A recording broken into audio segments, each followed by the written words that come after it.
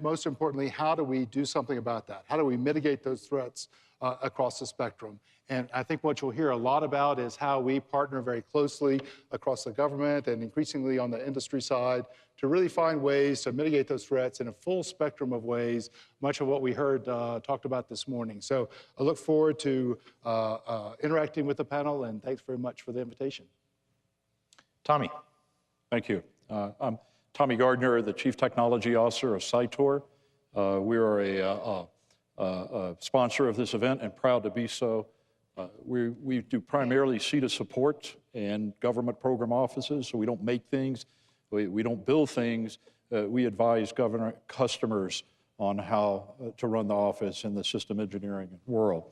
My claim to fame is my advisor when I was at Harvard was a gentleman, Professor Ash Carter. He's a little busy today, or I'm sure he'd be interested in being here himself. This is one of his big topics. He's very focused in this area and is a true visionary here, so I'm looking forward to his participation in this field as the years go by. My fields are advanced analytics and energy economics, and I'm proud to be here. And my background is a submariner, as a U.S. Navy commanding the USS San Juan. Thank you very much, sir. Jim. Good afternoon. Thank you. Jim Rice with CA Technologies.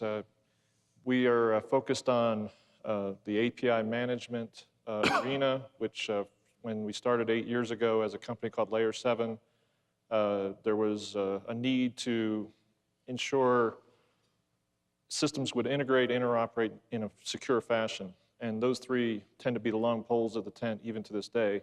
So my charter was to bring on this commercial, now common criteria certified solution to the public sector. And I focus on the military domain, so all the .mil area. Thank you very much, gentlemen. Now, Dean Hullins, just as I was coming onto the stage, asked me to remind you all, please don't break out all those iPhones and cameras to take pictures of the panelists. I have no idea why. We can only speculate it's because of the stunning good looks of my colleagues here. Yes, Dean. Panel session, not this session, so pictures are okay. We do want to have pictures on our refrigerator and everything. Okay, so you can take pictures of the stunning good looks of these guys here. Thank you, Dean. Okay, as many of you know, and we've had a lot of discussions over the last couple of days, cybersecurity is not a technical issue. And we have seen great advances in the discussion of the subject, such that 10, 20 years ago, it was just a server room issue for many folks. I contend that it's no longer a server room issue, and it's a boardroom issue, as you've heard many of the previous panelists and speakers talk about. But I'd further contend that it's not just a boardroom issue. It should be a classroom issue, a living room issue, a dining room issue, a lunchroom issue. Cyber issues affect all of us. It permeates our society, and not only just us in the United States, but across the world community. And as a result, cybersecurity, I contend, is a risk management issue. At the end of the day, it's all about risk. It's understanding threats, it's understanding vulnerabilities, it's understanding the likelihood that some of those threats and risks and vulnerabilities will all come together to do something that you don't want to happen. And managing risk is something that we all do throughout our lives, both at home and in the office. And I'd like to welcome you here this afternoon to another meeting of the Cyber Neighborhood Watch, because as my panelists know, it really is a team effort to make sure that we have a secure and resilient infrastructure, a secure and resilient neighborhood in the cyberspace domain. And as a team, we all work together to share information.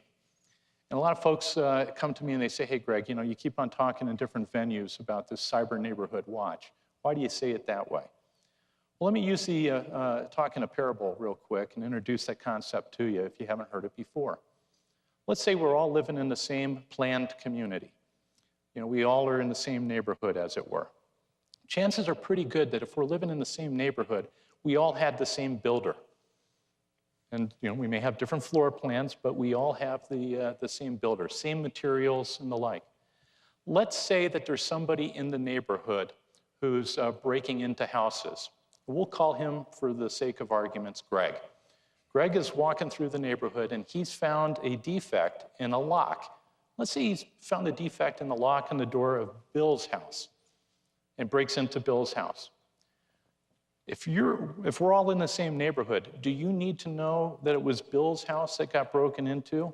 Or do you need to know there's a guy named Greg who looks like this, who's wandering around the neighborhood checking this lock that may or may not be defective, but Greg can get into that lock? And oh, by the way, don't you want to know, do I have the same lock? Chances are pretty good that you do.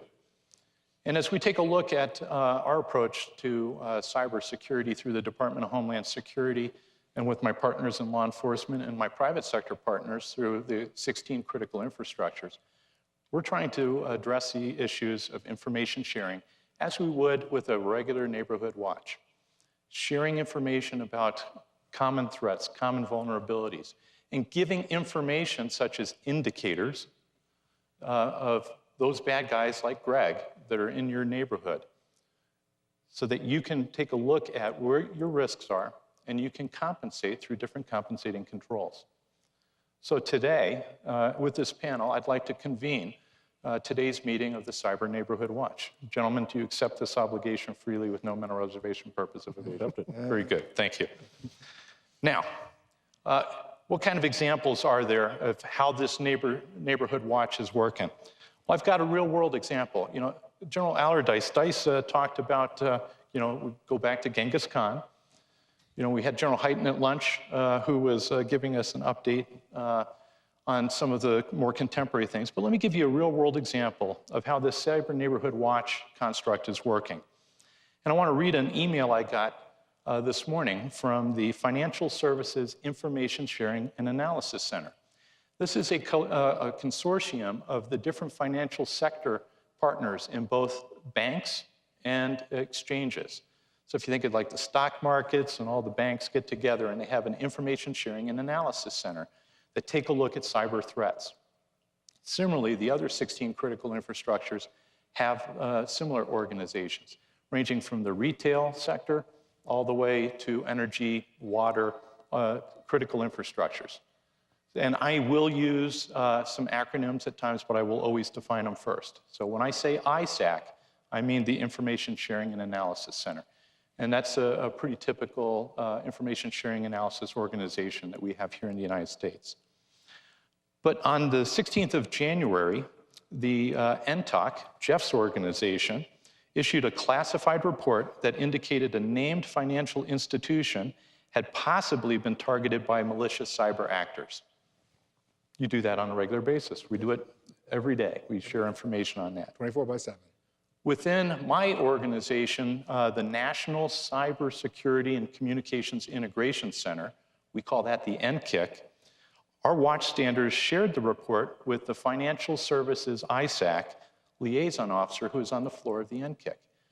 The NCIC is the nation's cyber watch center for the sharing of information between the public and private sector. It's one of 6 that we have in the nation. And on the floor of our operation, we have representatives from Secret Service, FBI, NSA, the private sector, and many other partners within government, different departments and agencies. We have an intelligence and analysis function within the NCIC, and those folks took that report from the NTOC and shared it with the financial services sector. Based on the date of the activity, the Financial Services ISAC was able to identify similar activity reported by a financial institution. So we had a report that came from the NSA and the NTOC, came over to DHS, we shared with the financial sector, they took a look at that and said, hey, we see this as well, this type of activity, but we're not sure that we're seeing the same thing at the same place. The financial services folks came back through the NCIC and said, can you confirm the identity of this report? We worked with our partners in NTOC who confirmed the targeted institution, and guess what? They were different institutions. And from that, we collectively worked together along with law enforcement, and we identified 4 additional financial institutions that were seeing the same type of malicious activity. And we were able to stop it before the bad guys were able to do damage to the financial sector. That's a real world example of the stuff that's currently going on every day with the information sharing that we have. And information sharing is a two-way street between the public sector and the private sector. When we take a look at critical infrastructure, all of us here at the panel recognize that over 90% of America's critical infrastructure is in the private sector's hands. So it's incumbent upon all of us to share information so that we can have a more secure and resilient American infrastructure. We're all stakeholders and we're all partners in this effort. And that's why the Cyber Neighborhood Watch is critically important. Now, relationships do matter. And one of the things we wanted to demonstrate today by the partners that we have up here is to show that we are united as a team in both the public sector, with law enforcement, with DHS, but as well with the private sector. And Tommy and Jim represent a wide variety of different private sector partners that we currently enjoy great relationships with. And we have 16 critical infrastructures that we work with and work across. And from the perspective of DHS, and I have oversight over the United States Computer Emergency Readiness Team and the Industrial Control Systems Computer Emergency Response Team.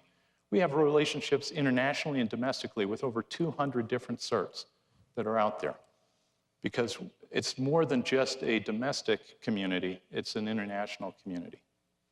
And with that, I'd like to start with the first question. And my panelists don't know who's going to field the first question first, so we're adding some spice to our own lives this afternoon.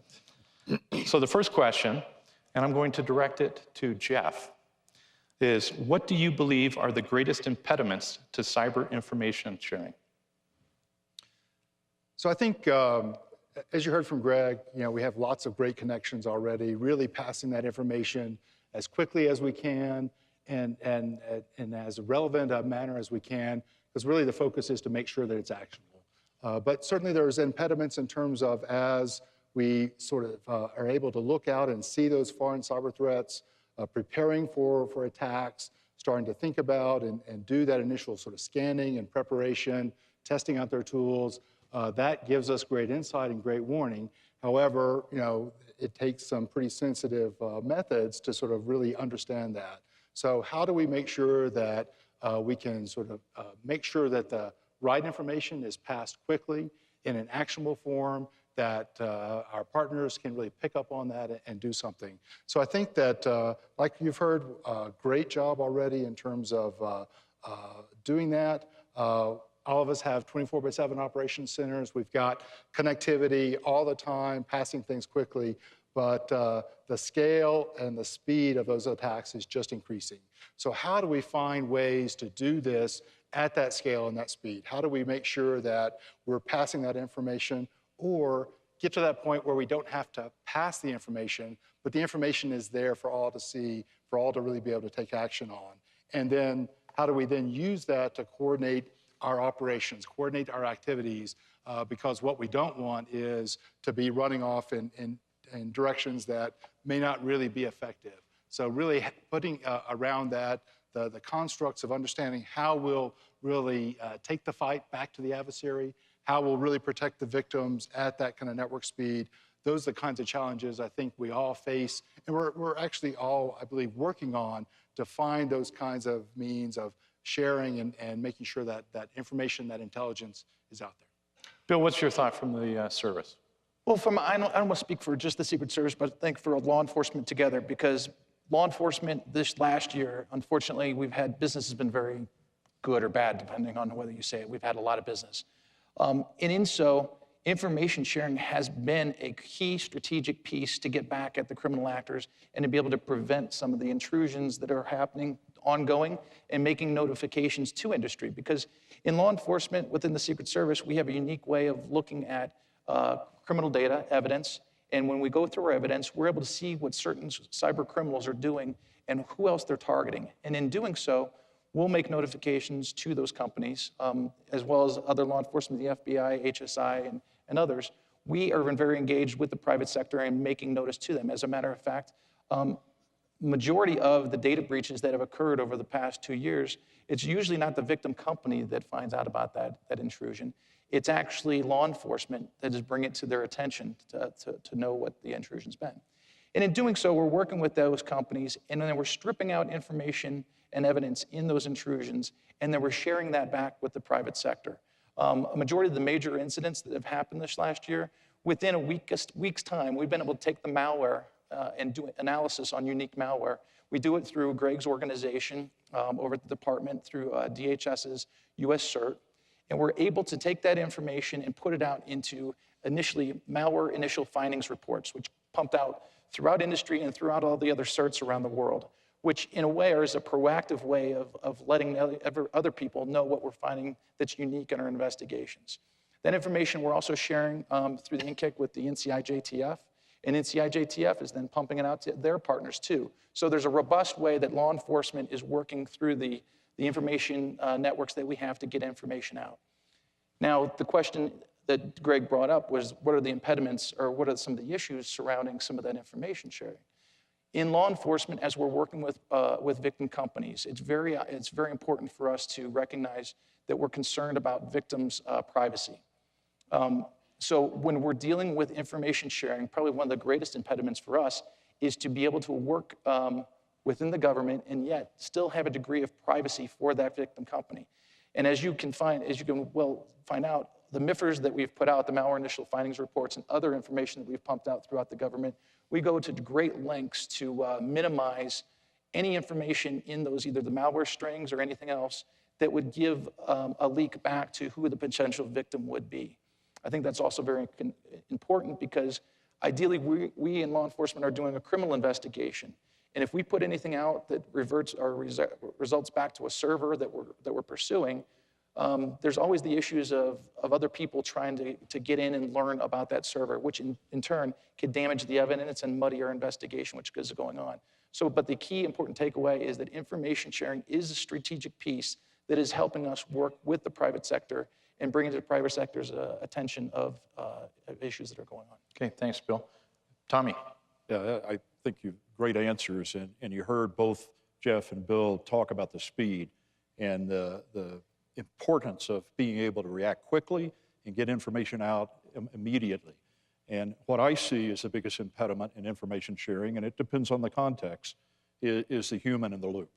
Is when the human's in the loop, the speed in processing slows down by orders of magnitude. And so what I see where we should go and how you solve this problem is we need research into machine intelligence. We need to have the machines take the actions and inform the human of what action they took and why, and inform other machines at other banks, at other law enforcement agencies and other institutions of what they saw, what action they took, what was successful, what was not successful, and all that done in the microseconds, because it takes minutes for the human to react, and even hours sometimes to process what really happened. And so that would be a generic solution investment in the machine intelligence to speed up the process so we can be as fast on the defensive as they are on the offensive. Before we get to Jim, I want to jump in on that one real quick. One thing that we've been doing in the Department of Homeland Security is trying to get cyber incident indicator sharing from months to milliseconds. And as a matter of fact, I would recommend you take a look at the latest edition of the IEEE publication, where Dr. Phyllis Schneck and Dr. Pete Fonash, my Deputy Undersecretary and my Chief Technology Officer, have published an article titled From Months to Milliseconds, talking about some of the stuff that we're doing in the Department of Homeland Security. And there's a program that we put together working with one of our federally funded research and development institutions, where we created a capability with a partnership on what's called STIX and TAXII. And STIX is an acronym that stands for Structured Threat Information Expression. And think of that as a payload with 32 different attributes about an attack that's coming in and it's detected. Structured Threat Information Expression, STIX. And for folks from Chicago, it's not the band. It's about the payload with 32 attributes about an attack. But you need to have a mechanism for transporting that and sharing that. So we also created what's called TAXII, T-A-X-I-I, and that is the Trusted Automated Exchange of Indicator Information. So STIX data is carried by TAXII for machine-to-machine information sharing, literally taking that sharing of information about cyber events from the months that we previously had to milliseconds. And within the NKIC, we've been publishing that to our prototype audience, which is, frankly, it was a small one. We've been doing that for over a year now just to shake the bugs out. And it's been so successful, the financial services sector has adopted that and is now putting out a product called the Soltra Edge product. That's S-O-L-T-R-A, Edge, E-D-G-E. You can search that in your favorite browser as well. But there's a lot that's going on. It's hopefully going to leapfrog some of the issues that we've had with effective and timely sharing of information. And if you think about it, when you get the information in the machines, it doesn't solve, but it helps a privacy issue. If no human ever saw the information flow about an individual, but it was all done by machines, then there's a little more comfort that that's not going to go out or be nefariously used. And our view is that the machines can help sort out the background noise, but you still need to have a human making the decisions. We have a long way to go. Jim? Yeah, so I would say that leads to a trust, the human understanding that the machine is doing what it's supposed to do, and that comes over time with confidence and saying, what was the machine recommending it do? And then if those actions are followed, then over time we can get to pure automated systems. As an impediment, I agree with the need to get those situation reports out.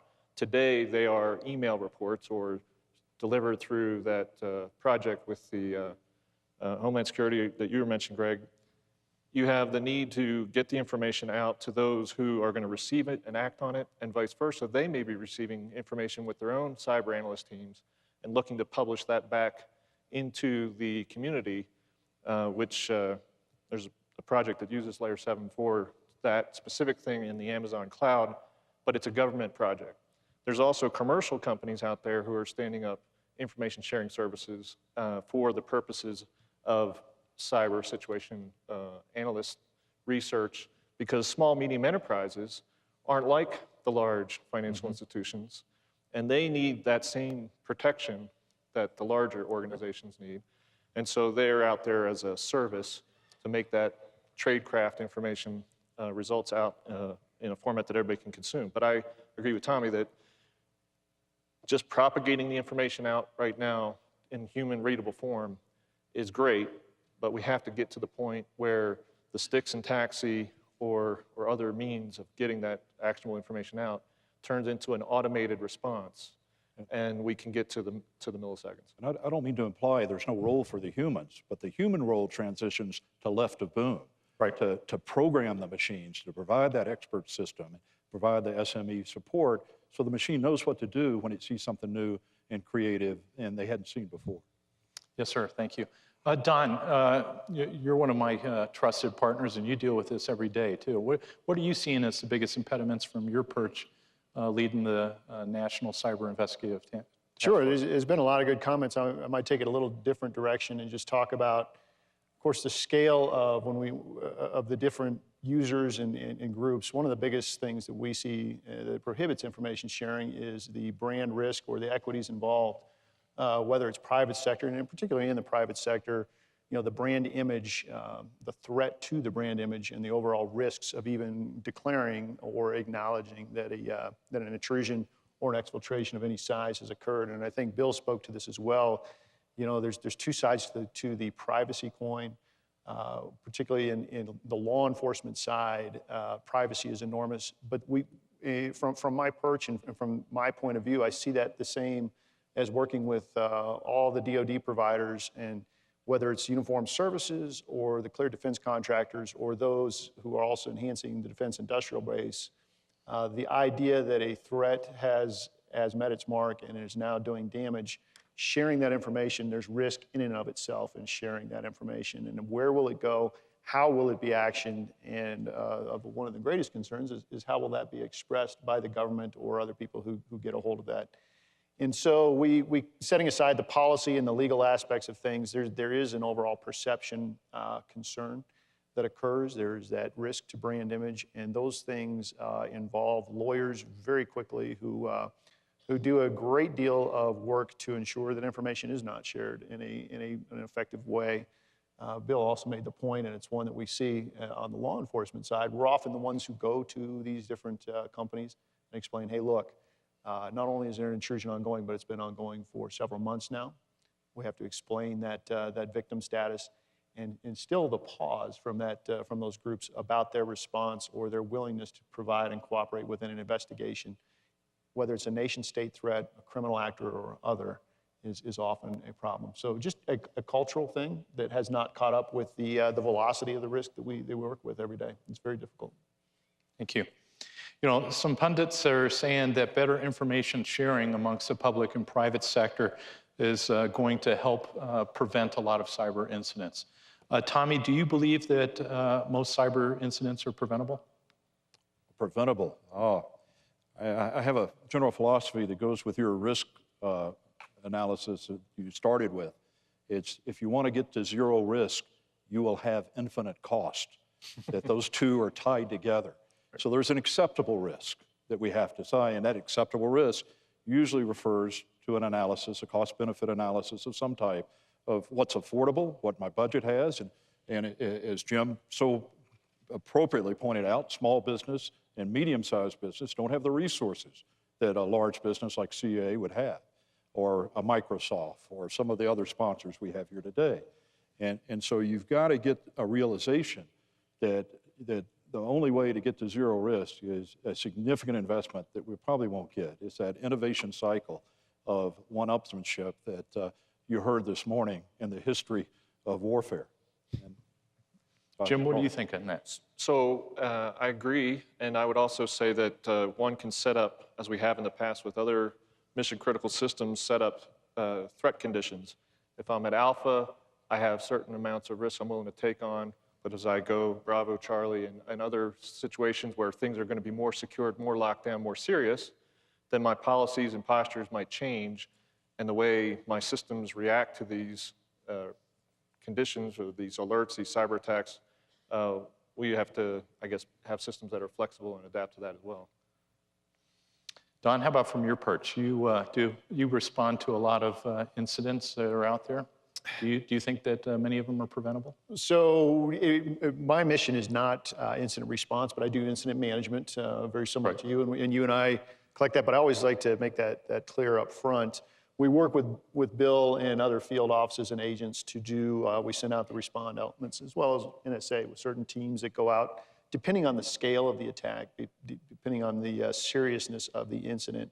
So the preventability question, to me, as I study this and as I learn more about it, and it cuts against maybe even Tommy's comments to some degrees, the more automation and the more machine-to-machine construct and the more automation we see in sensors or telling us when things are wrong, I see more risk actually increase that we don't understand what the threat is. So there's a balance there that has to be struck. There's a constant tension. And true prevention comes from what I would term active network defense that involves human intelligence constantly involved in analyzing and assessing what's going on with the network against, and we'll start to get over into the intelligence side of the world, and I work in that side each and every day, against what the known threats are, what the intentions are of the actors, and only human beings can do that. The anomalous activity that artificial intelligence or different programs can pick up is stunning. It's good. However, it requires absolutely agile and sharp and engaged risk managers across the entire enterprise that the IT structure services. And I want to focus on that last point for just 20 seconds. This is an enterprise-wide issue, whether you were talking about the United States government, our country as a whole, the connectivity throughout the world. It is not an IT problem. It is not something just for technologists to understand. The risk comes in, and the most effective, devastating attacks are engineered against those who have no concept of what's going on at the systems operators level or otherwise. And so that's why we have to have people with good investigative sense, people who are able to train and equip human beings to understand what the threat is. And that's where that neighborhood defense and neighborhood watch things, taking care of one another and employing risk management strategies that inform and actively hunt risk rather than just threats. Because we all know where the threats are. We can name them, we can define them, we can classify them. Goodness, we can actually show where they're sitting a lot of times. However, And I would agree with Don. He's right that there are, machines aren't there yet. That's a technology path. But if you look at causality today of the incidents we have, I would say, if not a majority, close to it are human error or human cause. True. And so to prevent that, you got to rectify the human DNA, and that's a harder technology problem to solve. Jeff, what are your thoughts? I was just going to add I'm sorry, on Jim. The earlier comment about setting up the concept of your parable with Neighborhood Watch. There has to be trust that all the participants in the Neighborhood Watch are trained to produce valid information so that if it's published into the Neighborhood Watch program, I'm going to act on that and see it as something useful. Likewise, if someone else from the outside is going to publish information into the Neighborhood Watch system, then everybody also has to say, is that actionable? Is that something I agree with or think is relevant? It's like the Amber Alert today. We have bulletin boards, light up while we're driving down the highway in some states, that tell you, look for this vehicle with this license plate. Well, there's privacy information associated with what are we going to share about the situation. We have to get agreement. That gets back to your sticks and taxi concept as far as the payload and the transport, getting it out. All right, thank you, Jim. Jeff, what are your thoughts on prevention? So I do think that, many of these intrusions could be prevented if you had a perfect crystal ball and you were really sort of paying attention to it. And we all know that that no such thing exists. Jeffrey, you told me NSA had a perfect crystal No, ball. absolutely not. Absolutely not. right. So we get glimmers every once in a while, but it's only when we get really lucky and we really push hard. So I think the reality is that if you are practicing really good hygiene, you've got really good architecture, you can do a lot to sort of prevent many of the attacks. I completely agree that it is the human beings that are the weakest link oftentimes, because that's where we still see a huge number of attacks coming in is through spear phishing and other sort of socially engineered methods. So with that though, I think what we can do is to really look at how we can find ways to sort of plug those gaps, and how do we sort of continue to encourage folks to really follow those best practices, because that's really the way that I think we're going to make some good progress. And I think some of the sharing that we'll talk about this afternoon will add that extra dimension to it to really make some of this real. Bill? Well, it's interesting. I think at the lunch speech where the general brought up, he brought up, even within the Air Force, they're moving towards convenience.